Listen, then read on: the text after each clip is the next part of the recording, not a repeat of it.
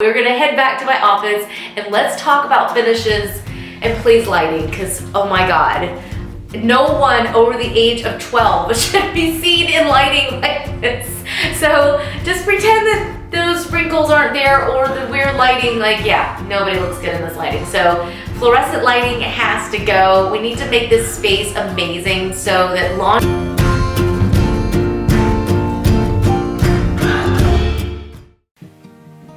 Hi, welcome to the House of Valentina. I'm Valentina, and today we are not working on my own project. We are working on a client's project. A lot of times I'm not getting to share all the background of how we've created a project, and you guys are always asking for those tips. So I thought, you know what? We are literally demoing this house. Why don't we backtrack for just a minute and share the process with you guys? So today, whether you are working on your own project or you're working on a project for a client, I think that these tips and tricks will be really helpful for creating a space that's all your own and actually choosing the right material. Our number one tip is to acknowledge whether you are working for yourself or you are working for a client, acknowledging that there is some sort of issue, whether it's been forced upon you because something has flooded, or you've had a natural disaster, or you've just realized that everything is corroded and it's falling apart, or you just don't like the style. There is that moment in which we must acknowledge that what is there is not working. And sometimes that can be the hardest part, because a lot of times we just want to pretend like it's going to be just fine. We try to get by.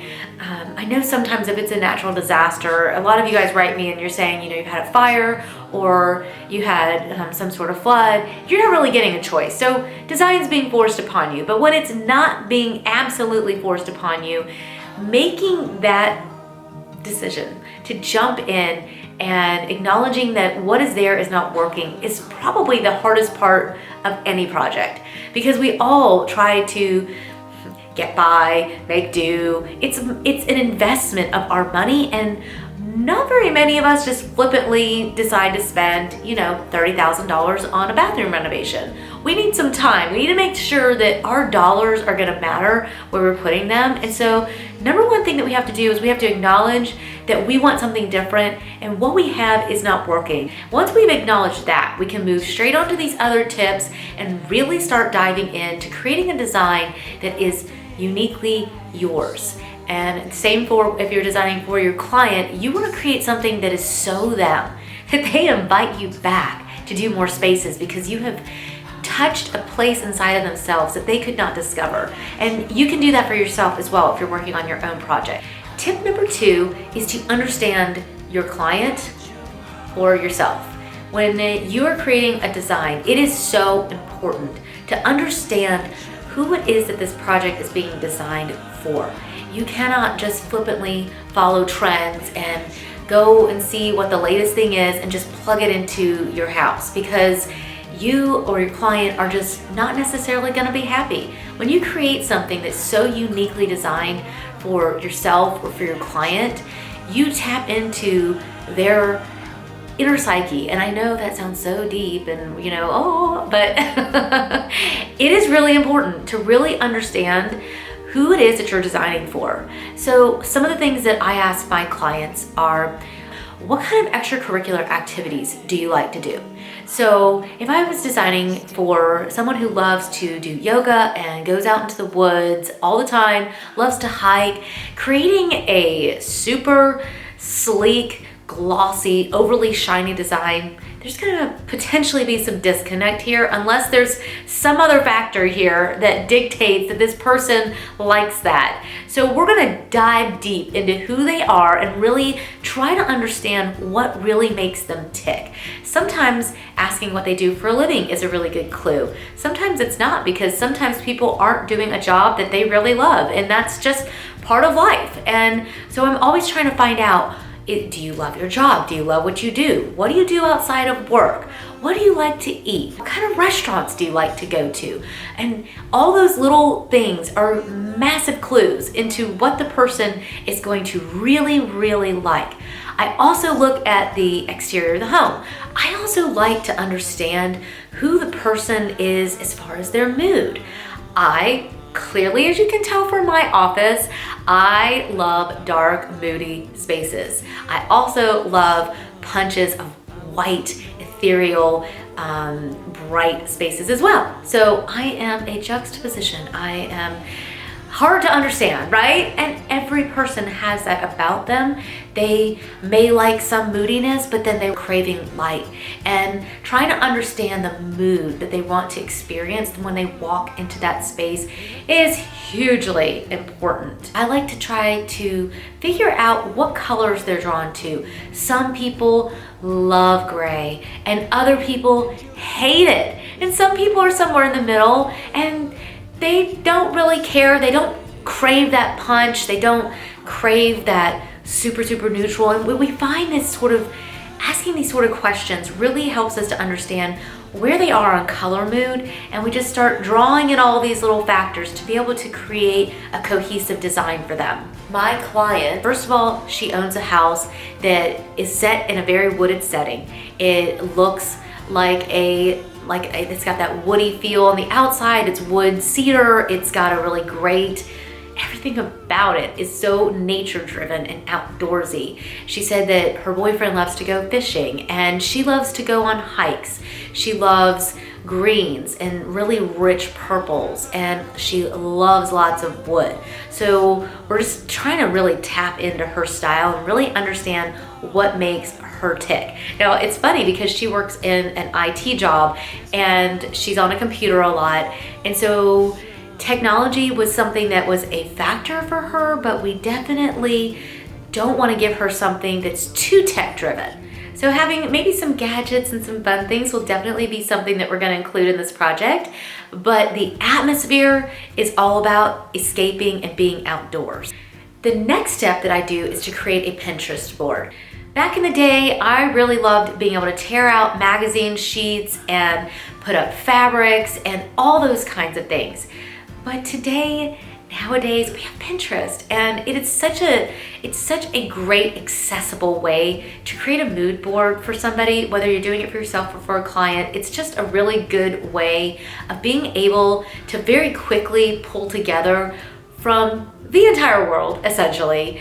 And when I'm creating these Pinterest boards for my clients, I always label them. So hers is labeled Modern Lodge. I always make those Pinterest boards public because I want you guys to be able to get on there and see what we are up to. And I see that a lot of you will pin those items. Some of you will click through and purchase something for your own project. It's a great tool.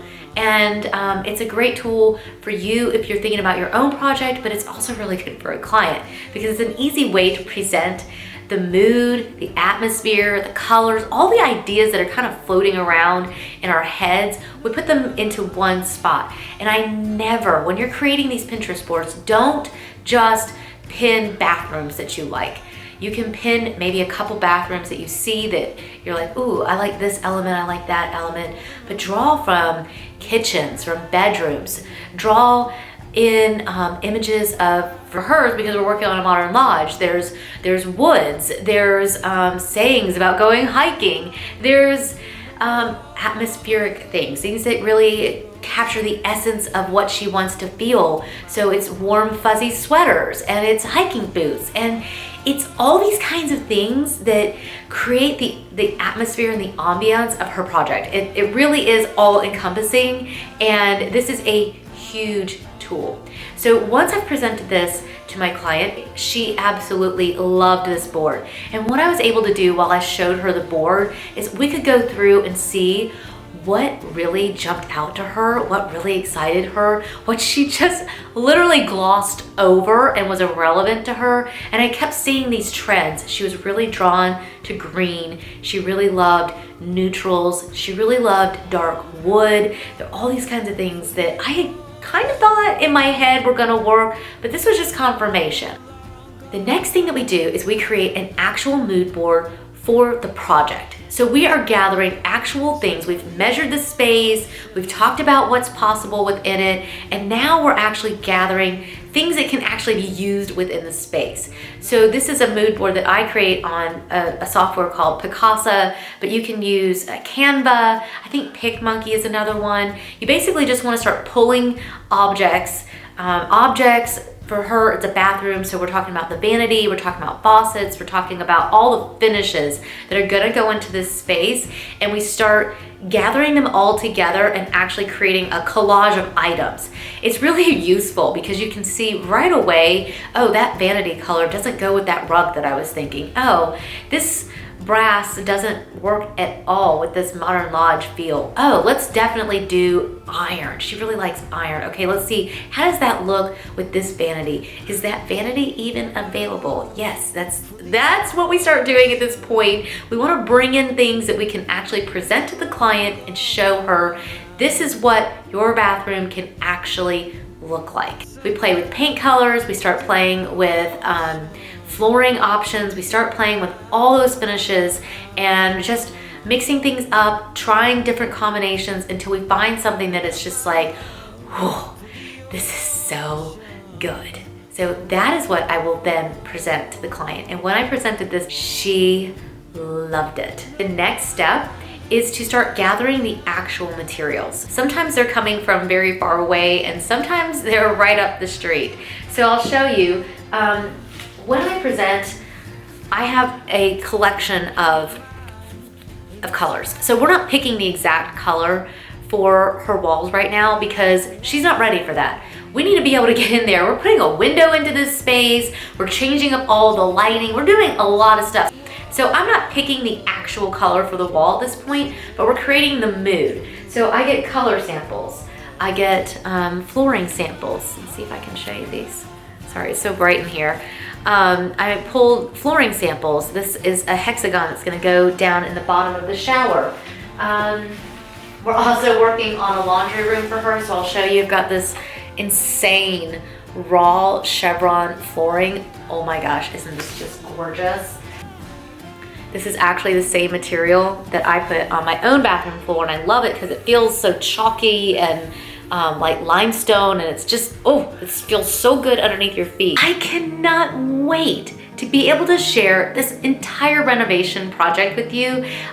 It's gonna be so beautiful, and it's not gonna take too long because my guys are there today and they are finishing up demo. We're not only doing a bathroom for Cindy, we're also doing a laundry room and a second guest powder room. So we've got a lot to share. There's a lot coming. I thought this would be a really fun way to chat about how to get from, I have no idea what I want, to, wow, I created the exact space, dream space of my life. And so I hope you guys will find this useful. Let me know in the comment section if you were excited about this type of video, if this is something that you're like, finally, why hasn't she been doing these videos before? Or if you're like, just get to the renovation, woman. I don't care how you did it. Be kind, be nice. But please do leave a comment and let me know if you are excited about any of these tips, if you're already using some of them, or if you have your own tip or trick that you use when creating a space that you really, really love,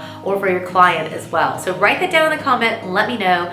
Also be sure to visit us on our Pinterest account. I'll leave a link below in the show notes. And also you can visit us at houseofvalentina.com. We'll be posting more pictures, more behind the scenes, but I'll tell you the greatest place you can check right now is our Instagram account, because I'm actually updating that in real life with the demo and all the stuff going on at the house. I will be posting that in real time. So if you want sneak peeks of this project and other projects that we're working on, go to our Valentina Fussell on Instagram. That's my personal one, and I post there, as well as the House of Valentina. And both of those sites have lots of sneak peeks and really fun stuff, and I'm gonna show you everything there before I get to show you here. So I hope that you've enjoyed this video. I really look forward to hearing from you guys. And oh my gosh, don't forget, hit subscribe and give me a thumbs up. Yeah, don't forget those. Yeah, okay. All right, I think that's it. We'll see you guys soon. Bye.